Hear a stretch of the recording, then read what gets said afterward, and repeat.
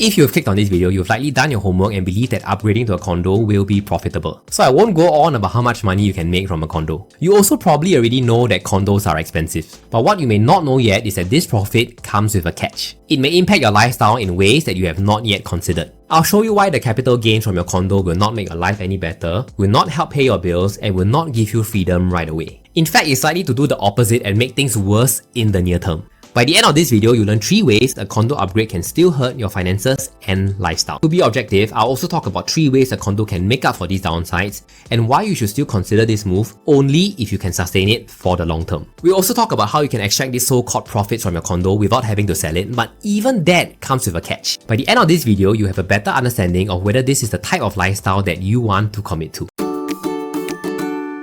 The first way a profitable condo can hurt your lifestyle is that these profits are not accessible today. When we talk about profits, what we are really talking about is paper gains, meaning your unit has increased in value but you won't be able to see this value until you sell your unit. In some cases, you can unlock this profit, and I'll explain how in the second benefit. But this comes with a huge catch. So yes, you will make money on paper, but those gains are essentially locked up, meaning you won't be able to use these profits to support your current lifestyle and your current expenses. All this is happening while your monthly housing cost has gone up. Therefore, in order to understand how a profitable condo can still hurt your lifestyle, we need to look at how your condo loan affects your cash flow. If you're new here, my name is Daryl, and in this channel we talk about real estate in Singapore. If you've clicked on this video, you're probably planning a condo upgrade and want to know what's the catch behind your capital gains. But let's say you're still thinking about which condo to buy and want to know what a profitable project looks like, you can check out my video on the Panorama here. If you want more unbiased HDB and condo videos, remember to like and subscribe. The second way a profitable condo can hurt your lifestyle is through a reduced monthly cash flow. Let's start with a basic 4-room HDB priced at around 600,000. We will leave the down payment out for this discussion and just focus on the monthly cost. The main expenses are your loan installments and your conservancy fees, which totals around $2,000 per month, most of which can be covered by your CPF. Now on the other hand, a condo is a very different ballgame. Now let's say you upgrade to a condo of a similar size, about 1,000 square feet to match your 4-room HDB minimally. A decent project in the heartlands today would cost at least $1.6 million, assuming around 1.6k per square feet. For a 25-year loan, that means a monthly mortgage of around 5.4k. If both partners earn above the CPF monthly ceiling of $7,400 as of April 2025, your combined CPF OA contribution would be around 3.4k. So going down the condo path means that each month you've committed around 5.7k in housing cost. And after you deduct your CPF, you still need to fork out cash. And this is around 2.3k per month.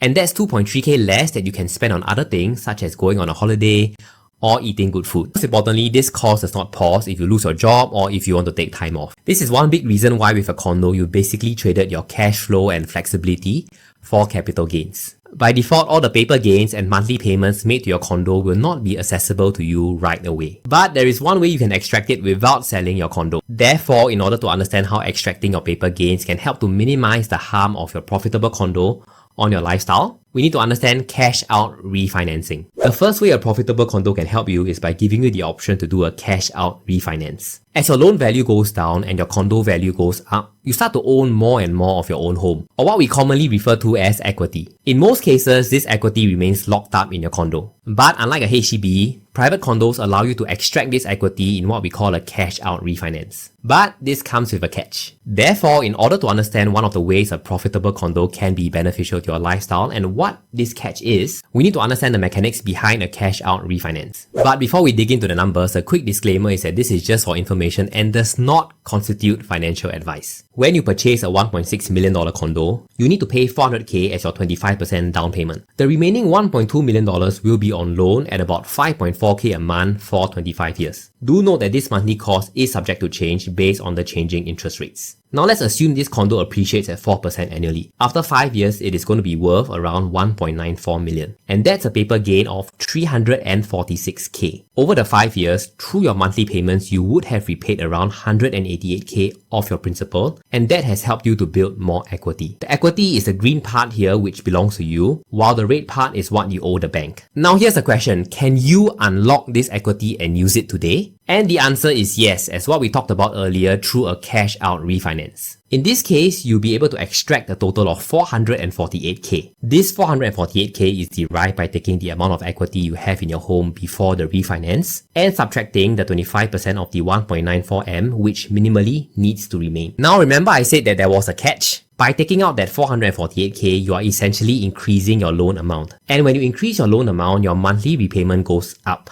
In this case, from 5.4k to 7.7k. This increase is due to the fact that your loan quantum has increased, but also the fact that you'll be 5 years older and your loan tenure would have reduced by 5 years. Furthermore, you should remember that your income must be able to pass the TDSR or total debt servicing ratio to qualify for this new loan amount. For the bankers out there, feel free to fact check me and let me know if I got any of the details wrong. We've seen how a cash out refinancing works and how this is one way a profitable condo can help with your lifestyle today. You can use this money that you extract for the things that matter to you, such as your child's education or anything that you want really. And the beauty of this is that you allow the roof to remain over your head and to continue appreciating through the years. Unfortunately, this still harms your lifestyle as the cash out refinancing comes at the cost of your higher monthly repayments. But still, this is a powerful tool that is only available with private property and not available with HDBs. Another area that a condo is known to be better than a HDB for is the rate of capital appreciation. Therefore, in order to understand why paying the higher monthly cost that we talked about earlier could be worth your while, we now need to look at how this upgrade helps you in the area of capital reallocation. The second way a profitable condo can help in the long term is by keeping you invested in an asset with a higher appreciation potential. Condos in general tend to appreciate faster than HDBs. They also tend to have higher overall price tags, so even the same percentage increase translates to a larger dollar gain compared to a HDB. By upgrading from a HDB to a condo, you're shifting your capital from a slower appreciating asset to a potentially faster moving one. Using a very simple projection, you can see how the returns between the two options vary by a lot after 25 years. But, and this is important,